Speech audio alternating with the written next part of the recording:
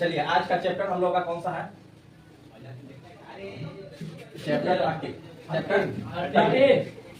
Chapter 13 है। Chapter का नाम है जीव एवं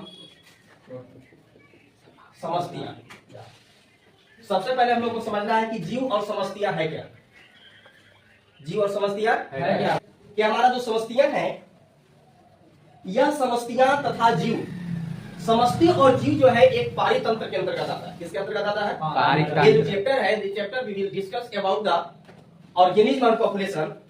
यह जो हमारा जीव और समष्टियां है, यह एक पारितंत्र के अंतर्गत आता है। किसके अंतर्गत आता है? पारितंत्र। सबसे पहले जरूरी तो यह है कि पारितंत्र है क्या। पारितंत्र क्या है? तो एक वैसे आवरण, माहौल, एक वैसे माहौल क्रिएट करना है जहां समस्त जीव वहां पर रहते हैं, समस्त जीव रहते हैं। इस पारितंत्र को दो भागों में बांट दिया गया। कितने भागों में? दो भागों में। पारितंत्र दो प्रकार के होते हैं। पारितंत्र दो प्रकार के होते हैं, यानी एक तो हो गया जैव घटक, एक क्या हो गया? जैव घटक। और दूसरा हो गया अजैव घटक। अजैव घटक, दूसरा क्या हो गया? अजैव घटक हो गया।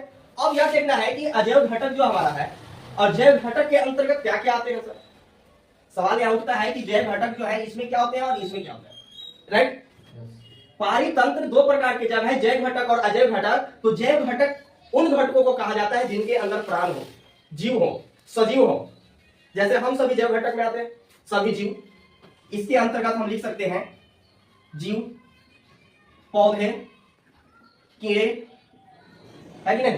ये जितने भी जीव पौधे जो है हमारे समस्त जैव घटक के अंतर्गत आते हैं। किसके अंतर्गत आते हैं? जैव घटक के अंतर्गत आते हैं। और अजैव घटक के अंदर आने वाले हमारे जितने भी जलवायु है, जिसमें प्राण नहीं है, इस पृथ्वी पर हमारा जलवायु क्या होगा? जलवायु। जलवायु के अंतर्गत हमारा क्या क्या आ जाएगा? जलवायु का निर्माण किससे हुआ है? अगर हमारे यहाँ काफी समय तक अगर गर्म हवाएं चलती है तो उसे हम गर्म जलवायु कहते हैं। उसी प्रकार जल का निर्माण, जलवायु का निर्माण हमारा मिट्टी से हुआ। किससे हुआ? मिट्टी से। मिट्टी हो गया, इसमें हमारा वायु भी आ सकता है, राइट। इसमें मेरा जल भी ला सकते हैं। तो ये सारे हमारे जलवायु जो है